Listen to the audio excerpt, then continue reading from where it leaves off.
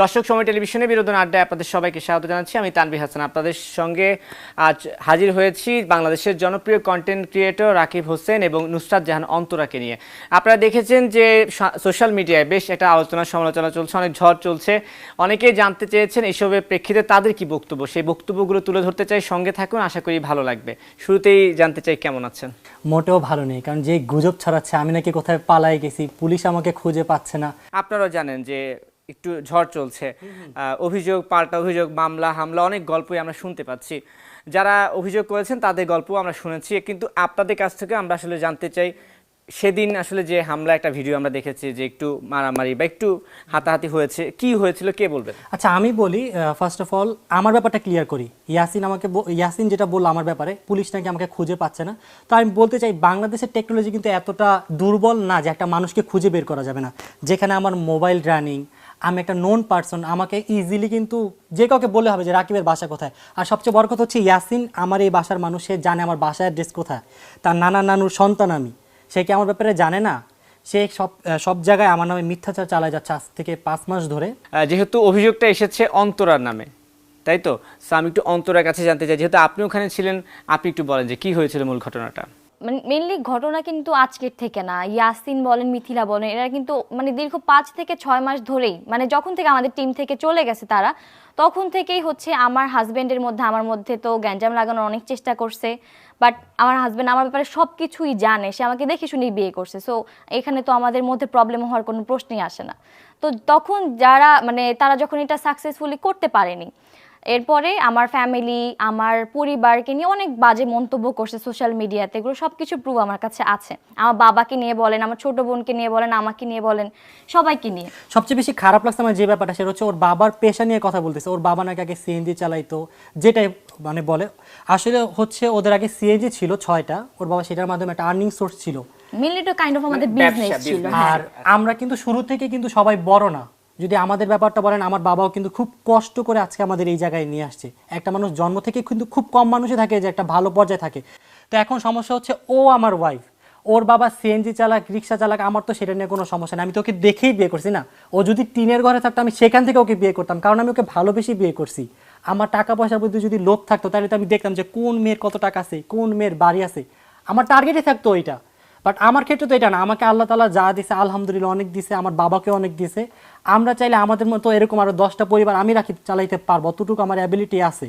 তো সেই ক্ষেত্রে আমি কেন আরেকটা দেখবো যে আরেকটা মেয়ে টাকা লাগবে? আমার টাকার লোভ ভাই আমাদের নাই, আলহামদুলিল্লাহ আল্লাহ আমাদের যা দিছে খুব ভালো দিছে। আচ্ছা, আমি একটু আপনার কাছে এখন এক্স্যাক্টলি সেই দিন আসলে রাতে যে ঘটনাটা, এই ঘটনাটা একটু আপনার মুখ থেকে শুনতে চাই যে কি হয়েছিল, সংক্ষেপে বলবেন। তো সেই দিন হচ্ছে মেনলি আমাদের তো কোনো গ্যাঞ্জাম তাদের সাথে করার কোনো উদ্দেশ্যই নেই। আমরা কিন্তু তাদেরকে সোশ্যাল মিডিয়াতে খোঁচাখুচি করা বা তাদের নিয়ে বাজে মন্তব্য করা এগুলো অনেক আগের থেকে বাদ দিয়ে দিছি। তো সেই দিন হচ্ছে আমার বোন, যেহেতু আমরা মিরপুরে থাকি আমার পরিবার, তো আমার বোন হচ্ছে রেস্টুরেন্টে যায়, একটা কফি শপে, তার ফ্রেন্ড আর হচ্ছে আমার বোন, আমার ভাগ্নে ছিল তার সাথে। তো তারা রেস্টুরেন্টে যায়, তো রেস্টুরেন্টে নর্মালি খাওয়া দাওয়া করে তারা নিচে নামে। তো নামার পর আমার বাসায় যাবে, তো রিক্সায় উঠবে, এই মুহূর্তে মানে দেখে যে ইয়াসিন আর মিথিলা হচ্ছে বাইক নিয়ে আসতেছে। তো তাদেরকে দেখলো, ওরাও দেখছে, দেখে মিথিলা ইয়াসিনকে বলে, ওই যে দেখো দেখো দেখো সিনজিওয়ালার মেয়ে, 2 বিয়াস্তা হচ্ছে বোন, ওই যে ওর বোন, মানে আমার 2 বিয়ে হয়েছে, ওর অনলাইনের মাধ্যমে অনেক বাজেভাবে এটা করছে। তো এটা বলতেছিল। তো তখন আমার বোন কান্না করে আমার মাকে ফোন দিছে, আমাকেও ফোন দেয় না, আমার মাকে ফোন দিয়েছে, দিয়ে বলছে যে আম্মু দেখো এরকম আমি বের হয়েছি, আমাকে এরকম ভাবে বাজে কথা বলছে।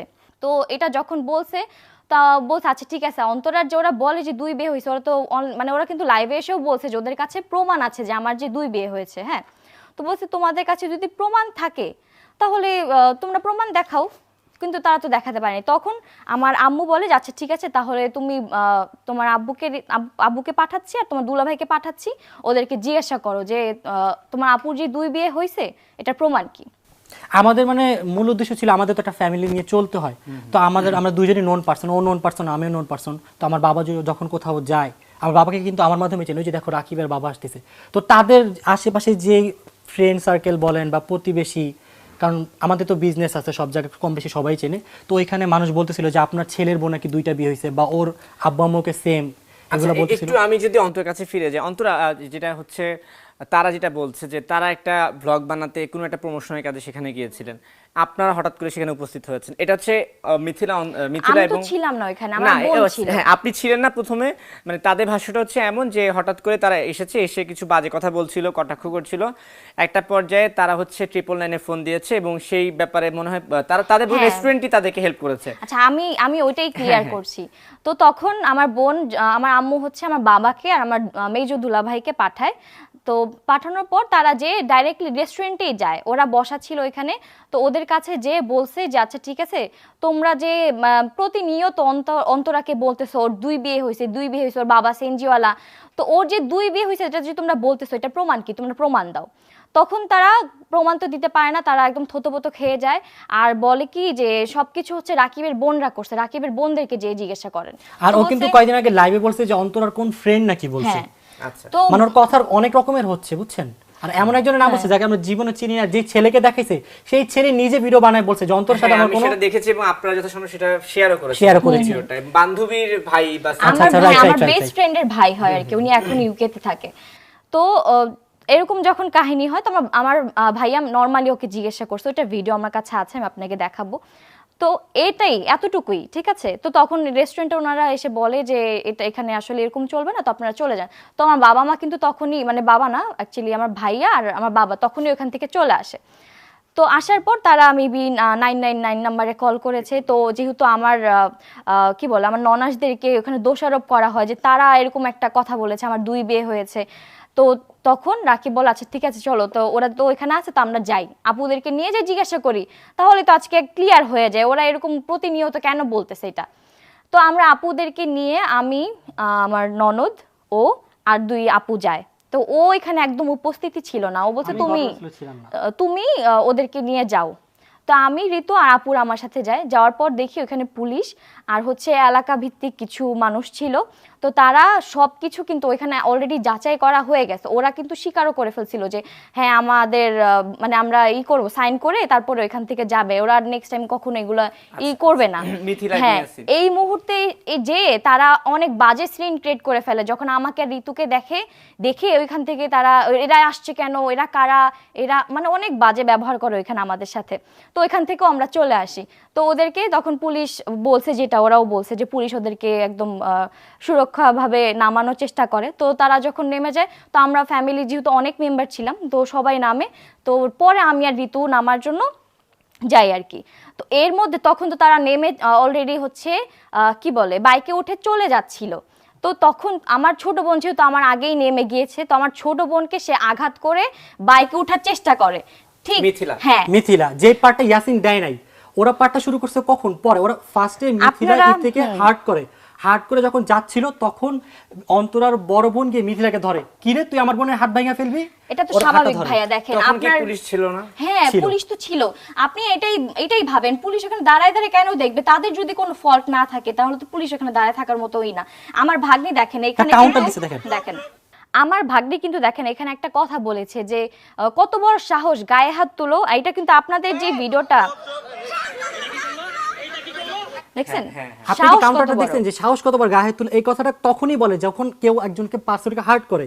তো মিথিলা আর ইয়াসিন ভিডিওটা শুরু করার আগে ফার্স্টে মিথিলা কিন্তু ওদের ফ্যামিলি মেম্বার মানে ঈদ থেকে হার্ট করে ও ভাবছে কি আমি ওকে মাইক দিয়ে শেষ মধ্যে পালায় চলে যাব, বাট সেই মুহূর্তে পিছিয়ে দিয়ে ওকে হাতটা ধরে ফেলে। হ্যাঁ, এভাবে। যখন আমার যে এত বড় বোনও- সাহস তুই হাত ভাঙা ফেলবি, এই কথাটা কি আপনি শুনছেন ওই যে ভিডিওতে আছে, এত বড় সাহস তুই হাত ভাঙা ফেলবি, তখন ওর হাতটা ধরে, ধরার পর মিথিলা নামে। আর ওই যে যেহেতু ঈদ থেকে থাপ্পড় মারছে ওরা, তো অন্তরার বোন কি করে ওকে থাপ্পড় দেয় একটা হেলমেটের উপর, হেলমেটের উপর যদি একটা থাপ্পড় দেয়, সে থাপ্পড়টা কিন্তু লাগে না। আমরা হেলমেট কেন ইউজ করি?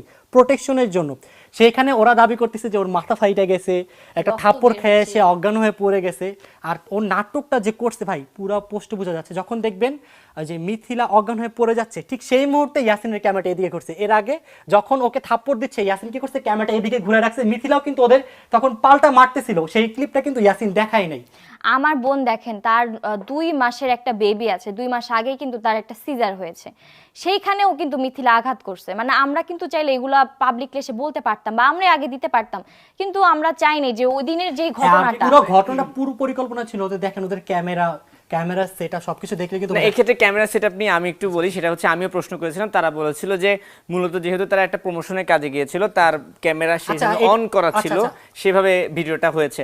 একটা বিষয় একটু বলি, মানে আপনারা যেহেতু বলছেন যে মিথিলার বিষয়টা সেভাবে আঘাত হয়নি, তিনি নাটক করে পড়ে গেছেন, কিন্তু আমরা আবার ভিডিওতে দেখলাম যে পুলিশই তাদেরকে নিয়ে গেছে, পুলিশের, এবং 2-3টা নাকি হসপিটাল ঘোরানো হয়েছে, তারপরে হচ্ছে তাকে সেখানে তিনি প্রায় 2-3 ঘন্টা সেন্সলেস ছিলেন।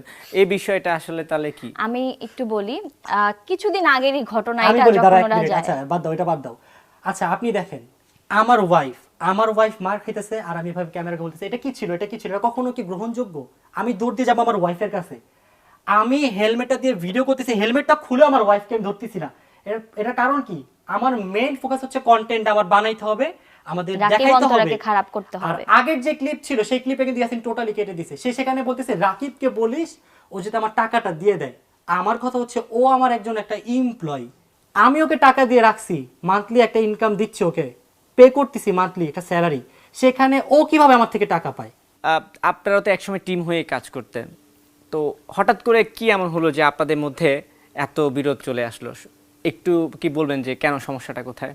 ও সেই ছোট থেকে আমাদের ফ্যামিলিতে, ওর বাবা মা কেউই ছিল না, সবাই ছিল দূরে, তো ওর দায়িত্বটা আমাদের উপর ছিল। তো আমরা সেই ছোট কাল ওর বাবা থেকে, মা কোথায়? ওর বাবা মা হচ্ছে দুজনই সেপারেট। আচ্ছা আচ্ছা। তো সেই ছোটকাল থেকে আমরা ওর দায়িত্ব বলেন, ওকে আমি ছোট ভাই বা ছোট বাচ্চা, আমার বাবা মা সেম, সেই ছোট থেকে লালন পালন করে বড় করে নিয়ে আসছি। আমরা কখনো ভাবি নাই যে আমার ভাই না, সবসময় ভাবছি ও আমার ছোট আপন ছোট ভাই বা আমার বাচ্চা, আমি এরকম করে ওকে পালতাম। সবসময় ওকে আমি চেষ্টা করতাম যতটুকু একটা ভালো একটা শিক্ষা দেওয়া যায়, তো সেভাবেই আমি ওকে বড় করে তুলছি। ও কিন্তু ধরেন ওর বিয়ের আগ পর্যন্ত কিন্তু সব ঠিক ছিল, ও কখনো আমার চোখের দিকে তাকায় কথা বলে নাই। কিন্তু ওর যখন মিথিলার সাথে ওর বিয়ে হয়, ধীরে ধীরে ডে বাই ডে মিথিলা ওর ব্রেনটা ওয়াশ করতে থাকে।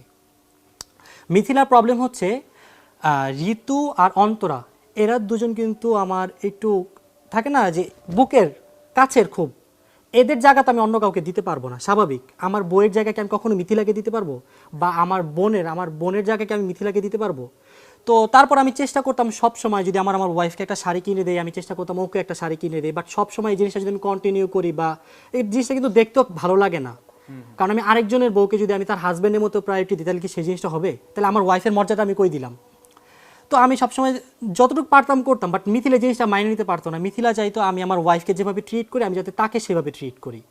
তো একদিন দুই দিন সে আস্তে আস্তে আমাদের মধ্যে ঝগড়া লাগানো শুরু করে, আমার ইয়াসিনের মধ্যে, আজকে এটা লাগায় কালকে ওইটা লাগায়। তো ইয়াসিন ফার্স্টে বুঝতো যে মিথিলা এগুলো করতেছে, এগুলো ঠিক না। আমার সাথে ওর সাথে অনেক ইনবক্সে চ্যাট আছে, আমি ওকে বলছি যে ইয়াসিন মিথিলা এগুলো করতেছে। তো বলে যে মামা বুঝোই তো, বাসায় গেলে এরকম উল্টাপাল্টা করে, ওর মা এগুলো শিখায় দেয়, থাক। তা আমি বলছি থাক, আমার এই কথা নিয়ে তুই আবার ওরে কিছু বলিস, আমি জাস্ট তোরে জানাই রাখলাম। তো এক দুই দিন বলছি, তো আমার কাছে মনে হলো যে এই জিনিসগুলো আমি না বলাই ভালো, বললে হয়তো ওদের সাংসারিক জীবনে আরও সমস্যা হবে। তো মিথিলা করতো কি, ওর কাছে গিয়ে আমাদের ফ্যামিলির নামে বা আমার নামে উল্টাপাল্টা কথা বলতো, আবার ওর কথাগুলো ওর থেকে যদি ও এটা বলতো বানায় ফেলতো আরেকটা, এটা বলে আমার আম্মুর কাছে ওর নামে অনেক উল্টাপাল্টা আজে বাজে কথা বলতো। এটা বলতে বলতে হয় কি, আমাদের পুরো ফ্যামিলিটার মধ্যে এক একজনের কথা এক একজনের কাছে বলতে বলতে বলতে বলতে মানে পুরো ধ্বংস করে দিছে। মানে আমাদের এক একজনের যে কমিউনিকেশন, সেই জিনিসটা পুরো নষ্ট করে দিছে। আমার আম্মু ওর সাথে কথা বলে না, আমার সাথে কথা বলে না, আমি নিচে আসলে আমার আম্মু উপরে চলে যায়, মানে জিনিসটা এমন হয়ে গেছে। একদিন দুই দিন তিন দিন যখন জিনিসটা আস্তে আস্তে সবার সামনে আসে, সবাই আমরা মিথিলার আসল রূপটা জানতে পারি, তো আমরা ক্লিয়ার হয়ে যাই যে আসলে মিথিলার স্বভাবটা কেমন। তো ইয়াসিনের আমি একটা ইউটিউব চ্যানেল খুলে দেই, তো ইয়াসিন খুলবেই না কোনোভাবে। তো আমি বলছি না, কেন খুলবা না, তোমার খোলা উচিত, তোমাকে আমি খুলে দিই, আমি A to Z তোমাকে সব শিখাই দিব, করে দিব, যেভাবে লাগে তোমাকে আমি হেল্প করবো। তো আমি ওর একটা ইউটিউব চ্যানেল খুলে দিই, চ্যানেলটা আমি রান করি। তো ইয়াসিন মোটামুটি আলহামদুলিল্লাহ শুরুতে মোটামুটি একটা ভালো রেসপন্স পাই। ইয়াসিনকে তো আমি একটা স্যালারি দিচ্ছিলাম, ওদের বিয়ের পর ওদের ভরণ পোষণ A to Z সব কিছু আমার দায়িত্বে ছিল। আমি মান্থলি একটা স্যালারি দিতাম, তার পাশাপাশি ওদের কখন কি লাগবে, কি খাবে, কখন কোথায় যাবে, কোন জায়গায় ঘুরবে, সব কিছু আমি বহন করি। মনে করেন আমি ফুচকা খাবো, ও মিথিলার জন্য ফুচকা এনে দিত, এরকম আমাদের ছিল। বন্ডিংটা এমন, মানে আমি অ্যাটলিস্ট আমি পারি না কাউকে রাইখে খাইতে। আমার যদি আমার ওয়াইফ খায়, আমি আমার বোনকে খাওয়াই, আমার বোন খাই, আমার ওয়াইফকে খাওয়াই। এরকম আমাদের আশেপাশে একটা 6-7 জন আমাদের একটা ফ্যামিলি, তো সবাই মিলে আমরা সবসময় চেষ্টা করি যে একসাথে মিলেমিশে থাকবো। বাট যখন আমি ইয়াসিনের চ্যানেলটা খুলে দেই, তো মোটামুটি কয়েকদিন যাওয়ার পর ইয়াসিনের ভিতর মানে একটা লোভ লালসা মিথিলা ঢুকাই ফেলে এনিহাউ, যে তুমি এখন রাকিবের চ্যানেলে যে কাজ করে যে স্যালারি পাচ্ছ, হয়তো বা আমরা এর চেয়ে বেশি পাবো, এরকম করলে তুমি ওইটা বাদ দিয়ে দাও। তো তো আমি ইয়াসিনকে বলছি, ইয়াসিন শোনো, তুমি যদি এখান থেকে চলে যাও সমস্যা নেই, কিন্তু ওই মুখ কালাকালি এগুলো দরকার নাই, তুমি তোমার মতো করো, তুমি যদি একটু ভালো পর্যায়ে যাও সেটা হচ্ছে খুশি, আমার চার কেউ হবে না, তোমার খুশি মানে আমার খুশি। আমি ইয়াসিনকে এটা অনেক বুঝাইছি, কিন্তু ইয়াসিন ধীরে ধীরে ডে বাই ডে ওর ওয়াইফ যেভাবে ওকে বলতেছে ও সেটাই করতেছে, আজকে এটা কালকে ওইটা, তোমার নানু এটা করছে, তোমার অন্তরা এটা করছে, ঋতু আমার সাথে এটা করছে। তো ইয়াসিন ওর কথা মতো শুনতে শুনতে শুনতে শুনতে আমাদের সাথে একটা কানেকশন খারাপ করে ফেলে। অথচ যেগুলো আমরা করিনি, আমি বা ঋতু আমরা কেউই করিনি, ওগুলো বলতো ইয়াসিনকে। তো এগুলো নিয়ে আস্তে আস্তে গ্যাঞ্জামটা বাঁচতে বাঁচতে যখন বড় একটা গ্যাঞ্জাম হয়, তো আমরা কক্সবাজার যাই।